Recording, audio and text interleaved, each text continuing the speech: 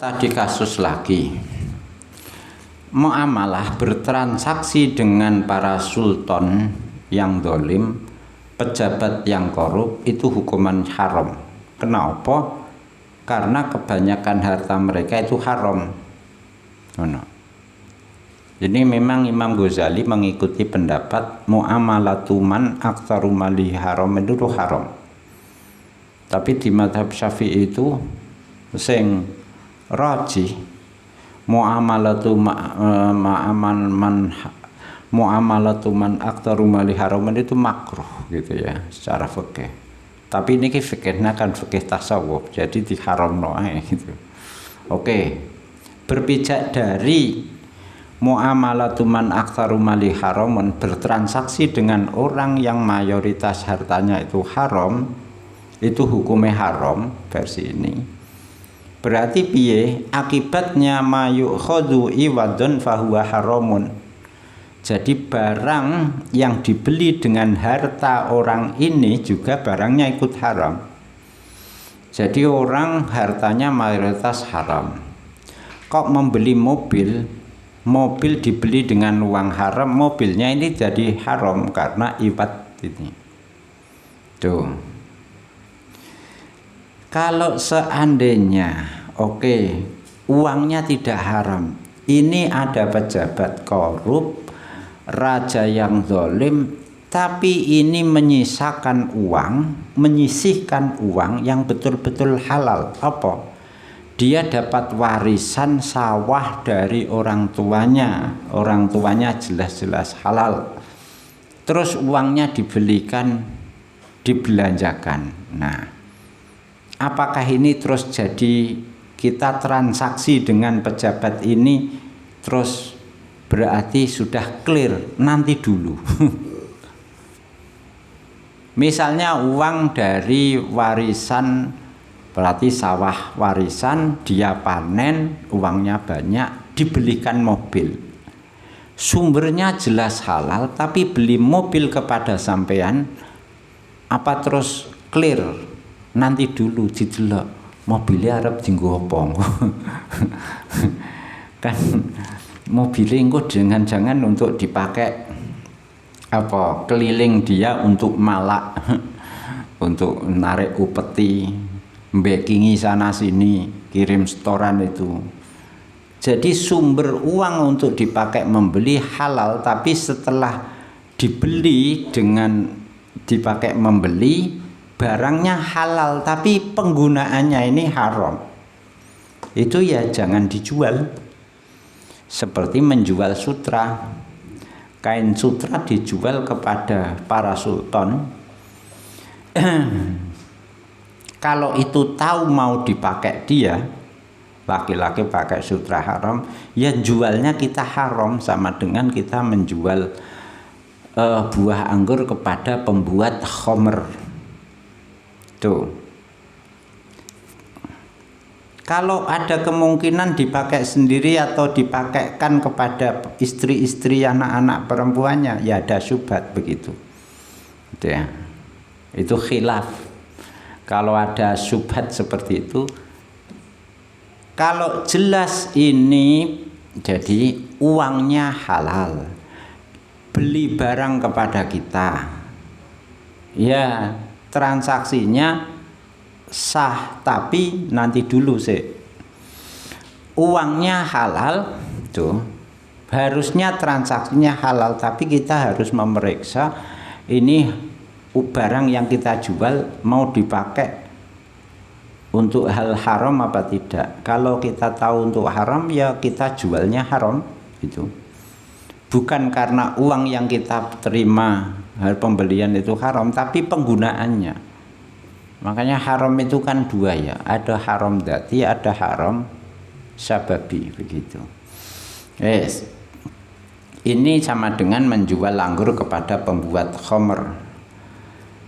Tapi kalau ini kadang buat homer, kadang tidak, itu ya diragukan ini mau diberi, ya makruh begitu. Jadi kalau jelas digunakan haram, kita menjualnya haram. Kalau tidak jelas, ya kita menjualnya makruh. Tuh, itu bisa berkembang untuk kasus apa saja, membuat kuda, menjual kuda, jual mobil sekarang ya, gitu. Tuh. Sekarang kalau menjual dirham dan dinar, jadi mereka membeli dirham dan dinar dari kita, di mana namanya dirham dan dinar ini tidak langsung dipakai untuk haram gitu kan gitu.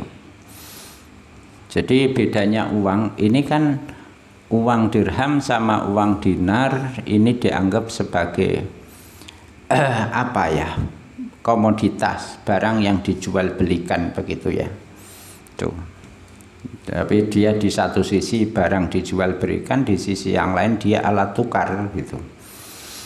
Tapi intinya bedanya dirham sama dirham, dinar dirham di satu sisi dengan mobil bedanya apa?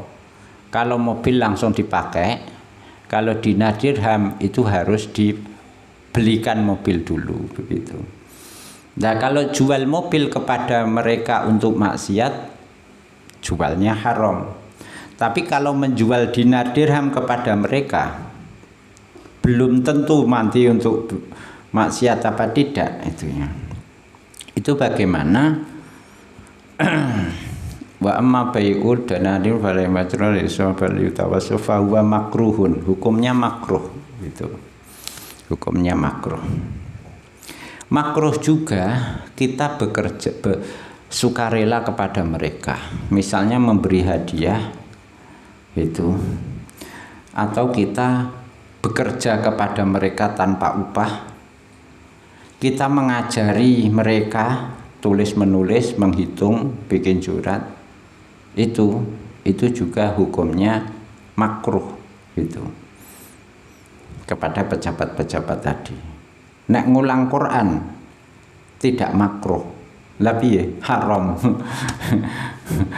Nek nganggo upah, nek orang nganggo upah ora gitu.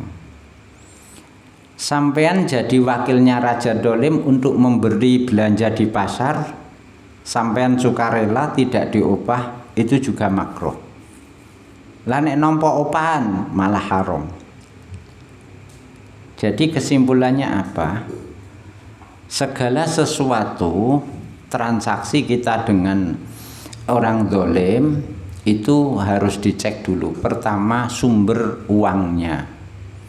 Kalau kita tahu itu sumber uangnya haram, tolak. Atau tidak jelas, campur baur, tolak. Kalau halal kita terima. Yang kedua, jangan terima dulu. Kalau jelas halal, nanti dia beli barang di kita, barangnya mau dipakai apa begitu. Kalau dipakai haram, ya jualnya kita haram. Tuh. Kalau meragukan, makruh. Kalau barang dipakai untuk baik, baru sah begitu. Jadi sah itu hanya seperberapanya tadi. Jadi uangnya haram, jangan kita layani transaksi. Uangnya subhat, jangan kita layani transaksi. Uangnya halal, kita pertimbangkan transaksinya. Kita cek dulu, dia beli barang di kita, kalau untuk haram jangan dilayani. Untuk mirip-mirip ya bisa haram, bisa halal, jangan layani juga. Kalau untuk halal baru kita layani. Jadi pintunya banyak ini supaya dilayani ini. Iki bakul endi sing gelem ngene? Iki bakul kabeh iki cah loro iki. Ora tahu dia mikirkan ngono. Jadi kita melayani pejabat itu kemungkinan pertama uangnya haram, tolak. Uangnya subhat, tolak. Uangnya halal, di cross check dulu. Wah. Kalau dipakai barang belanja dari kita itu dipakai dengan uang halal, itu dipakai haram jangan layani, dipakai yang syubhat jangan layani, dipakai untuk yang halal layani. Berarti dari 6 transaksi ini hanya 1 yang boleh kita layani. Sugih kapan? Mas'alatun wallah.